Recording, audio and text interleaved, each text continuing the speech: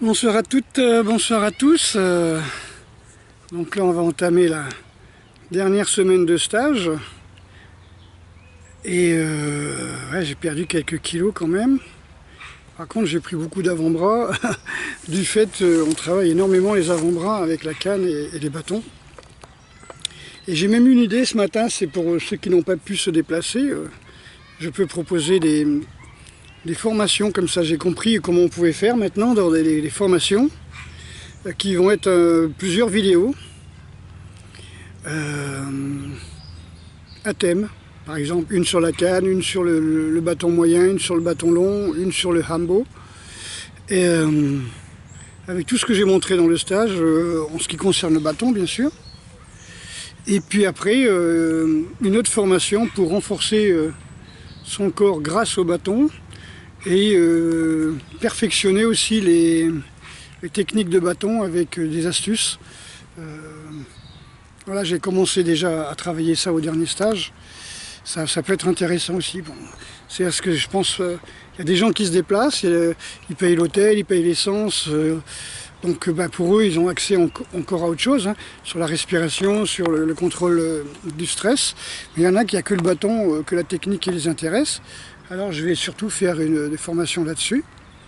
Et pourquoi pas rajouter une formation contrôle de stress de façon, on va dire, en utilisant les bons aliments, en se passant de ceux qui nous irritent, qui nous enflamment, qui nous maintiennent en inflammation constante, hein, nos organes en inflammation. Voilà, donc je pense que voilà, j'ai eu l'idée ce matin, en me levant, de pouvoir faire cette formation.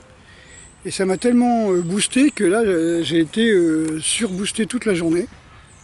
J'allais dire sur les nerfs, j'étais vraiment boosté sur toute la journée, parce que j'étais quand même pressé de pouvoir arriver à faire ça. Donc il faut que je trouve le temps, il faut que je prenne des exemples. J'avais déjà filmé des petites techniques dans les cours, hein, qu'il faut que je retrouve, qui permettent justement des éducatifs, hein, que je crée pour mieux se servir du bâton. Voilà, donc ça c'est pour l'avenir.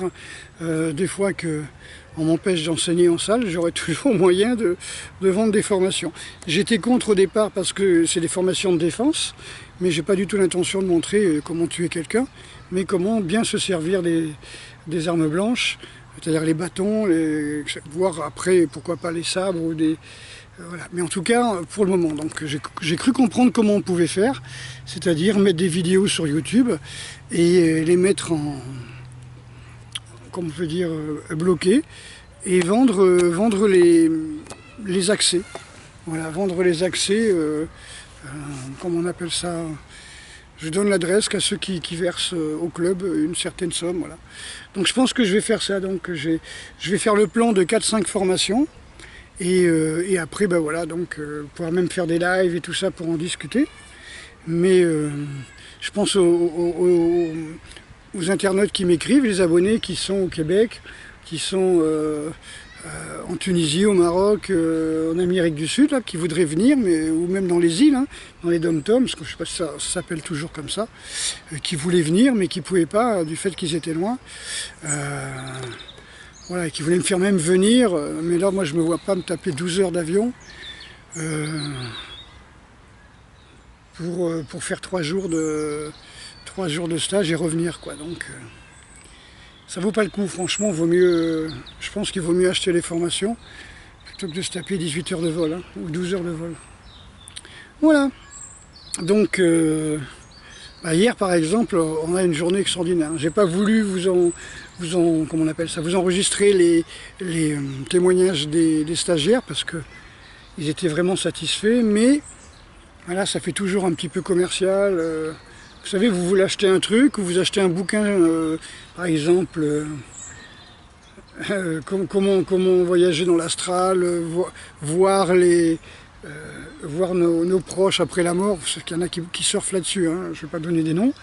Et vous achetez le livre, vous êtes pressé de savoir comment, et le livre c'est entièrement de la pub pour l'organisme où la personne reçoit très très chèrement des désespérés, des gens qui sont en souffrance, et il se fait un fric fou avec ça. Alors voilà, j'ai pas envie de rentrer dans ce business où les gens donnent des témoignages. Voilà. Vous le verrez bien, je l'ai fait par le passé, les témoignages, mais quand il y a beaucoup de personnes, c'est intéressant. Chacun donne son point de vue. Mais allez voir les anciens stages, de toute façon, les anciennes vidéos. J'en suis à plus de 575 vidéos. Donc vous avez largement la possibilité de voir ce que j'ai fait dans les stages auparavant. Voilà, donc la vidéo que je voulais faire aujourd'hui, c'est montrer en quoi le confinement et le masque sont vraiment utiles. Alors on connaît en quoi ils sont inutiles, hein, ils abaissent le système immunitaire, hein, le confinement.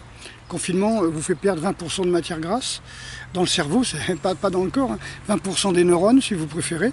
Quand on perd 20% de matière grasse dans le cerveau, c'est qu'on perd la graisse autour de l'axone qui protège les neurones. Les gaines de myéline, ça veut dire que votre cerveau baisse de 20%. Voilà, donc on baisse la cognition, la possibilité de réfléchir, de penser, et puis on perd le cardio. On perd le cardio, donc l'oxygénation du reste du cerveau qui nous reste.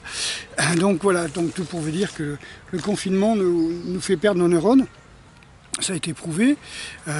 Et de notre côté, le masque, ça nous étouffe. Hein, le droit à la circulation est un des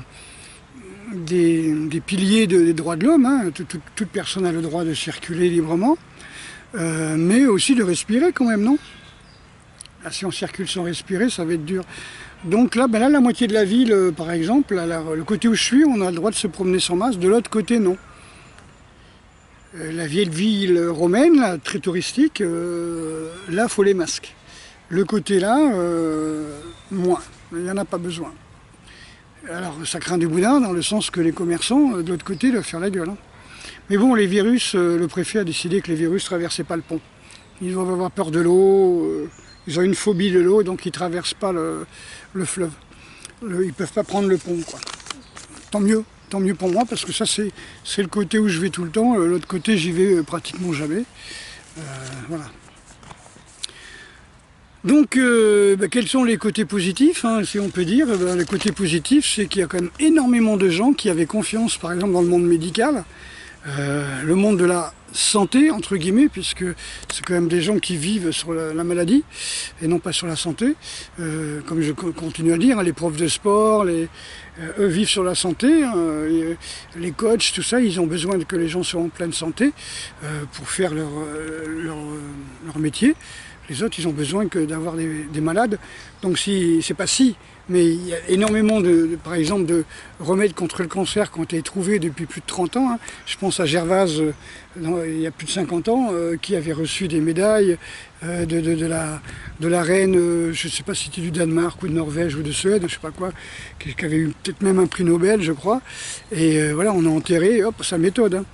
Ben voilà, donc il n'est pas bon en France, au pays des pasteuriens qui font des études, qui ont le cerveau wash-brainé dès la première année de médecine. Il n'est pas bon de ne pas craindre les virus, de ne pas croire que tu te promènes dans la rue et tout d'un coup, boum, par hasard, tu as une maladie qui te tombe dessus. On ne sait pas pourquoi. Hein, c'est comme l'histoire de Carlos quand il disait ah, vous savez pas, Polo, vous vous souvenez, le gros Polo là, il est décédé. Alors, tu dis ah bon, ah ouais. Il dit ouais, je suis allé au café l'autre jour, je suis allé voir le patron qui faisait la gueule, et j'ai dit alors pourquoi tu fais la gueule? Et puis il dit tu sais, le Polo, le gros Polo, tu te souviens? Bah oui. Celui qui venait le matin, là, tu sais, il travaillait aux impôts, là, donc il arrivait là, avant d'embaucher, à 9h, et hop, apéro, et vas-y, tout, hop. Après il partait, il revenait un petit peu à 11h, là, avant prendre le digestif, ouais, il s'abuvait, un apéro, deux apéros, je sais plus comment on appelle ça, je bois pas, mais deux bouteilles de vin, on va dire, à table, et puis encore, il repartait embaucher à 3h, il débauchait à 5h, il venait nous voir, et là jusqu'à des pas d'heure, apéro, whisky, la tournée aux copains et tout, tout le temps, vraiment un bon vivant. Alors, je demande au gars, mais alors pourquoi, de quoi il est mort? Et puis le patron du bistrot, il fait, bon, on ne sait pas. Hein. Voilà, ça lui est tombé dessus d'un coup, comme ça. Voilà. Et ça me rappelle, par exemple, les gens qui vous disent, ouais, quoi, c'est juste un masque, pourquoi tu veux pas mettre, c'est juste un masque. Ça me rappelle les copains avec qui j'allais en boîte, qui me proposaient à boire. Je dis, non, je bois pas. Ils me disent, quoi, c'est juste une bière, c'est juste une bière. Si vous les voyez, mes amis, je parle pas de ceux qui sont au cimetière, morts d'accident de la route, complètement bourrés ou d'une cirrhose, mais si vous voyez dans quel état ils sont, c'est des zombies. C'est des zombies, je vous rappelle, j'ai 63 ans dans un mois, eux c'est des zombies, quoi. Je veux dire, squelettiques, je les reconnaissais de très loin à peu près à la démarche, la façon de s'habiller, et quand j'arrivais face à face, j'ai l'impression que c'était une autre personne. Donc beaucoup de comme ça, c'est des épaves, vraiment des épaves humaines. Et pourtant, c'était qu'une bière, hein. Mais une bière tous les jours, une bière tous les week-ends, etc., etc. Ben là, c'est pareil. C'est qu'un masque, hein. Mais un masque, 8 heures par jour, tous les jours. Tu ravales ton gaz carbonique, tes champignons, les fermentations des bactéries, champignons et tout. Forcément, à force d'avaler ça, c'est comme si tu bouffes ton caca. Alors c'est qu'un masque, hein. Ça me rappelle, parce que j'ai enregistré énormément d'émissions sur la cigarette, hein. J'avais proposé ça à Eliette Le Rouge, qui était, on veut dire, la référence à l'OMS. Donc j'avais proposé, si ça vous intéresse, je vous l'enverrai hein, par mail, hein, si ça vous intéresse, une étude sur le tabac. Et donc j'avais beaucoup étudié le sujet. Et je me souviens de ce témoignage d'une fumeuse, c'était une goûteuse, je crois qu'on appelait ça une goûteuse. Elle goûtait les arômes des cigarettes pour la Seita, je ne sais pas si c'était pour une marque, hein. Et on lui disait, ah mais vous craignez pas d'avoir des maladies? Alors la femme, elle avait 40 ans, une blonde, je me souviens, elle faisait, oh mais c'est qu'un métier comme un autre, hein, après tout, faut bien gagner sa vie. 40 ans, je sais pas, un triple cancer de la gorge, des cordes vocales, de la langue, enfin bref. Voilà, mais c'était qu'une cigarette, hein. C'était un métier comme un autre. Hein. Ce sont des cigarettes, hein. Faut bien gagner sa vie, c'est un métier comme un autre. Ouais, 40 ans, une femme, hein, bonjour. Ça craint du boudin, mais c'est qu'un masque, c'est qu'un masque. Après ce sera, c'est qu'un vaccin, même si on vous dit que c'est impossible de faire un vaccin, on vous fait des tests. Bah oui, plus on fera de tests, plus il y aura de positifs. Hein. Vous voyez, la courbe des positifs monte, et puis la courbe des morts diminue. Je ne sais plus dans quel pays, Nouvelle-Zélande je crois, depuis le mois de mai il n'y a pas eu un seul mort. Dans ce pays il y a eu 24 morts du Covid, et là déjà l'armée dans les rues commence à bloquer les gens qui n'ont pas de masque, ils enlèvent les enfants dans les maisons, ils foutent ceux qui ne veulent pas dans des centres de rétention pendant 40 jours, ceux qui ne veulent pas se faire tester, etc. Bon, voilà, c'est vaccin direct, la puce, on y est, hein, on y est là on est parti. Je ne croyais pas voir ça de mon vivant. J'y croyais pas, j'y croyais dans les années 80 et tout ça, bon, ça s'est tassé, je ne sais pas qu'est-ce qui a ralenti ça, peut-être une conscience écologique et collective, je ne sais pas. Voilà, mais tiens, en parlant de collectif, les gens ne savent pas ce que c'est que l'immunité collective, c'est la première année de médecine, mais ils ne savent pas. Ils ont oublié, à force de recevoir des mallettes de pognon, des labos, les médecins, ils ont oublié. J'espère qu'il y a des médecins qui sont honnêtes, et j'espère qu'il y a des médecins qui savent ce que c'est que l'immunité collective. Hein. Plus vous enfermez les gens chez eux, plus vous êtes sûr qu'ils tombent malades et vous les bloquez, vous les empêchez d'avoir une immunité collective. Encore une fois, dans les pays où il n'y a pas de confinement, il y a moins de morts. Il y a moins de morts dus, entre guillemets, Covid, malgré les 10 000 morts de la grippe habituelle qui ont été passés sur le compte du Covid. Hein. Ça, hein, il ne faudrait jamais croire qu'en France, on a eu 72 morts. Hein. Donc, il y a eu les 10 000 morts habituelles sont passées. Donc, sur les 30 000 morts, vous enlevez déjà 10 000. Puis tous ceux qui sont tombés de vélo en étant positifs, voilà, tous ceux qui sont morts d'une crise cardiaque ou d'un cancer ou d'un AVC, et qu'on a testé, on a donné dans le nombre des Covid. Bon, pratiquement, certains chercheurs disent personne n'est mort du Covid. Hein, voilà. Évidemment, si vous avez fumé pendant 30 ans, vous avez des bronchopneumonies à répétition et vous êtes obèse et diabétique, le moindre virus, le moindre fatigue, même si tu montes les escaliers, tu risques d'y claquer. Hein. Mais bon, ils sont morts du Covid. Le mec qui fume 30 ans, il monte l'escalier, il a un arrêt cardiaque parce qu'il étouffe. Il est mort d'un arrêt cardiaque accidentel. Mais il a fumé 30 ans des clopes. C'est normal, hein. Tout le monde sait que c'est naturel de fumer des clopes. On en a besoin. Donc voilà, faut pas s'énerver, faut garder le contrôle, faut rester froid. Parce que vous voyez, j'ai vu un truc, mais c'est tombé par terre, c'est un site internet, un média, où le mec il a pris des images du film Contagion, j'en ai parlé, mais il y avait du vent hier, donc je vous le redis, et il a illustré un titre, des camions transformés en morgue et des lots de cadavres enterrés dans des fosses communes. Alors il montre ça dans des stades ou des machins comme ça, quoi. On se croirait dans les Balkans, quoi, où on transforme les stades de foot en cimetière, quoi. Non mais franchement, et c'est faux. Donc quel est le but? Quel est le but? Ce mec-là, il n'est pas en prison. Ce mec-là n'est pas en prison. Ce mec-là n'est pas attaqué par Facebook, YouTube comme étant fake news. Il prend des images de films et il dit des camions, il est transformé en morgue, etc. Comme l'histoire de Mulhouse, quoi, de la patinoire de Mulhouse, soi-disant transformée en morgue géante, etc. En avril. Et là, les mecs qui ont sorti ça, ils n'ont pas eu de problème. Ils n'ont pas eu de problème. D'autres se font fermer la chaîne pour moins que ça. Par contre, c'était à Madrid, soi-disant. À Madrid, ils avaient mis la patinoire en morgue. Bon, c'est vrai que Madrid, Mulhouse, ça se ressemble. France, Espagne, on peut confondre. Mais non, le mec, il est toujours là. Voilà, bon, bref. Qu'est-ce que vous voulez que je vous dise? Voilà, donc je pense que le confinement et les masques, les gens commencent à comprendre qu'ils ont besoin de respirer. Ils commencent à comprendre que quand un pharmacien vous vend des masques, il dit bien attention, il faut le porter que 3 heures, que ça protège absolument rien, voilà, que tu te mettrais un morceau de PQ dans les narines, comme ça, ce serait aussi efficace. Voilà. Donc c'est comme l'histoire des vaccins. Si 50% de la population est vaccinée, qu'est-ce qu'ils ont à faire chier les autres, puisque eux sont protégés. Donc qu'est-ce qu'ils ont à emmerder les autres? Si c'est efficace le vaccin, pourquoi ils veulent que tout le monde soit vacciné? Voilà. Donc il y a une rupture, il y a vraiment, avec cette histoire tout le monde l'a senti, il y a une rupture, on leur a privé de leur liberté, on leur a privé de droit de circulation, maintenant on leur prive de respirer. Alors je ne parle pas des ruptures d'anévrisme, il doit y en avoir tous les jours, il y a eu plus de 150 000 suicides je crois déjà, c'est-à-dire en l'espace de quelques mois, il y a eu autant de suicides qu'en une année, d'habitude en France. Et voilà quoi, donc, mais tout va bien, personne n'en parle, il faut vendre les vaccins quoi qu'il arrive, il a bien dit Macron, de toute façon il ne va pas dévier d'un pouce le plan qui s'est donné. On l'a placé là pour exécuter des ordres de fous, de dingues, mais il va le faire jusqu'au bout, il a dit, il ira jusqu'au bout. Voilà, donc la bio a explosé aussi grâce à cette rupture, c'est-à-dire que les gens sont aperçus qu'ils avaient un système immunitaire non pas grâce aux médecins, ni au monde médical, ni à la télévision, mais grâce aux médias indépendants, des médias du net, et ils en sont aperçus que le système immunitaire, parce qu'ils se sont un petit peu renseignés, moi je pense qu'il y a beaucoup plus de gens réveillés que ça, beaucoup plus, qui jouent le jeu pour le moment avec leur masque à la con pour avoir le droit de circuler, mais ils sont pas dupes, je pense qu'il y en a beaucoup plus. Il y en a qui me disent oui, il n'y a pas 10% des Français, non.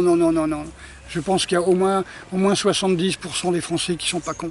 Ah, c'est sûr que la petite vieille fonctionnaire, là, retraitée, ah oui, je prends un masque, je protège les autres, et les autres ils prennent un masque, ils me protègent. Si tu as un masque, pourquoi tu as besoin d'être protégé? Non mais ça m'évite de penser, à répéter tout le temps ce que disent les autres, ça m'évite de penser. Voilà, elle fait son boulot, je veux dire, fonctionnaire un jour, fonctionnaire toujours. Voilà, on lit la circulaire et hop, et on répète. Il faut faire comme ça. Ah mais t'es pas content, pareil, il faut faire comme ça. Voilà, bonjour. Voilà, donc je pense que plus de 70% des Français ont compris. Alors ils disent il y a 30% des Français qui refusent de se faire vacciner, Non, il y a au moins 70% qui refusent. C'est clair. Vous savez, c'est les calculs qu'ils nous montraient en disant, voilà, ils font des camemberts comme ça, et le 40%, ils le font passer. Vous voyez, ça symbolise plus que la moitié, quoi, comme 60%, quoi. Quand ils vous montrent des trucs à la télévision, ça se fout vraiment de notre gueule, Vraiment. Ça ressemble plus à rien. Alors, qu'est-ce que j'avais noté? Ouais, que c'est vraiment... On est vraiment grave. Voilà, on vous demande de rester zen. Alors, rester zen, ça veut rien dire. C'est comme quand on vous dit la musique zen. Vous voyez, la musique zen, c'est Musique zen, c'est le silence. Quand tu médites et que dans ta tête ça tourne, ça tourne, ça tourne, ça tourne, à un moment ça se calme. Voilà, tous les cerveaux frontaux, pariétaux et le pyramidal, j'allais dire. Oui, enfin le reptilien marche ensemble. C'est la pensée zen, Ishiryo, la pensée de la non-pensée. Hein, voilà. À partir de là, on pense différemment, hein, sans émotions particulières, en tout cas avec des émotions contrôlées. C'est un petit peu comme avant la bataille de Poitiers, par exemple. Saint-Louis aurait passé toute sa nuit à prier dans telle abbaye ou à la cathédrale de Saintes, je ne sais pas. Il s'était purifié à telle ou telle fontaine vénérant. Voilà. Le principe, c'est, avant de prendre des décisions, avant de prendre des décisions pour des actes importants, voilà, on se purifie, on médite longtemps comme ça. Pour justement ne plus penser à travers les émotions, pour ne pas agir sur un coup de tête. Parce qu'ils veulent nous faire une guerre civile pour nous imposer la loi martiale. On s'est foutu de ma gueule quand je parlais de loi martiale, mais quand on vous dit, à partir de là, il faut prendre un masque, si c'est pas une loi martiale, qu'est-ce que c'est? Une crise sanitaire? Je dis pas qu'il n'y a jamais de virus, il n'y a pas de virus. Il y a des virus comme il y a 150 000 virus. Chaque fois que j'inspire et que j'expire, il y a 150 000 virus qui se promènent, qui rentrent et qui sortent. Donc, voilà. Restez zen dans le sens, prenez de la distance, essayez de bien méditer, ne regardez pas la télévision, ça va vous flinguer, quoi, le mental. Hein. Voilà. La musique zen, c'est un petit peu comme le régime vegan. Vous voyez, c'est pareil, le régime vegan. Le régime vegan, c'est pas un régime, quoi, c'est une façon de vivre. Voilà. Le zen, c'est aussi une façon de vivre. Hein. Vous méditez chaque fois que vous méditez tous les jours, et puis surtout quand vous avez des décisions à prendre importantes, et puis après ça devient une seconde nature, vous restez zen, c'est ça, hein, quand on dit être dans la lumière, être illuminé, c'est simplement vivre constamment en dehors des émotions qui vous pourrissent la vie, quoi. Je ne vais pas vous raconter des histoires zen, hein, on n'a pas le temps, mais voilà. J'avais vu, tiens, ça peut vous intéresser, quand je vous ai parlé hier de mon chai du curcuma, hein.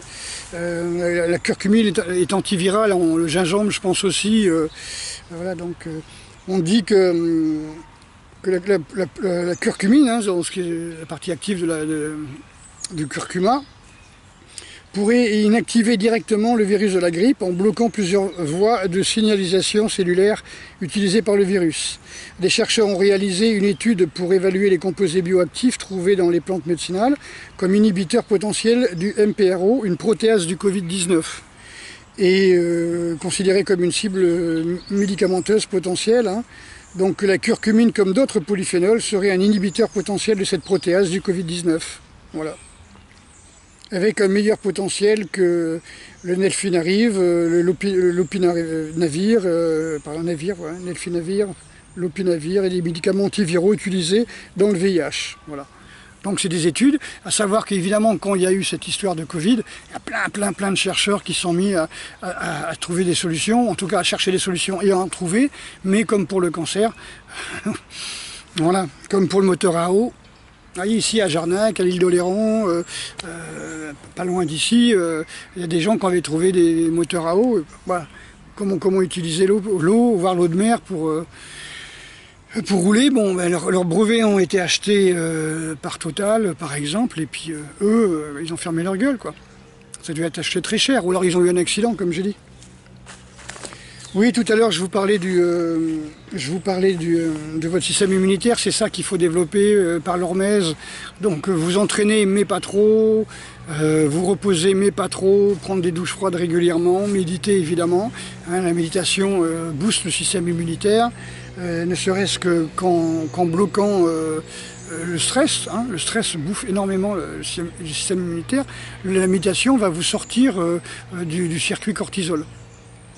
Le cortisol vous use. Hein. Si vous avez du cortisol et vous pouvez vous mettre en action, c'est très bien. Si vous avez du cortisol, mais vous dites oh, ben, j'y peux rien, c'est comme ça, voilà, il faudrait qu'il y ait plus de gens qui se bougent. Mais pendant cela, vous restez dans le circuit cortisol et vous faites baisser votre système immunitaire. Si en plus vous promenez avec un masque ou vous êtes confiné, le masque c'est du confinement mobile, hein. C'est comme la papa mobile, hein. C'est du confinement mobile. Ouais, j'ai vu l'exposition aux champs électromagnétiques fait chuter chez l'animal la production de monocytes de plus de 50% et les niveaux d'anticorps IgG de plus de 90%. En parallèle, la production de mélatonine, appelée aussi hormone du sommeil, s'effondre plus de 90%. Alors ça, je peux en témoigner. Si je suis dans un endroit où il y a beaucoup d'électricité, les hôtels, les machins comme ça, j'ai énormément de... Quand il y a beaucoup de wifi par exemple, énormément de mal à dormir. Je dors, mais c'est voilà, c'est pas le pied. Et comme je me déplace pour faire des stages, je me déplace pour faire des formations, je vous dis un petit peu l'ambiance. Vous me voyez sorti des stages, parce que c'est du genre 6 heures d'entraînement, 4 heures de sommeil, quoi. Donc c'est pas possible. 6 heures d'entraînement, c'est au moins 2 heures de sommeil de plus que vos 8-9 heures habituelles. Donc 6 heures d'entraînement, c'est au moins 10 heures de sommeil, voilà, si vous pouvez, surtout après 50 ans. Mais pas la moitié, quoi. C'est pas 8 heures d'entraînement, 4 heures de sommeil, par exemple. Voilà, donc protégez-vous par le développement hein, l'optimisation de votre système immunitaire, hein, c'est-à-dire douche froide, repos, comme je vous ai dit, bon sommeil, aller au soleil mais pas trop, prenez des bains de mer mais ne vous épuisez pas, ne vous fatiguez pas.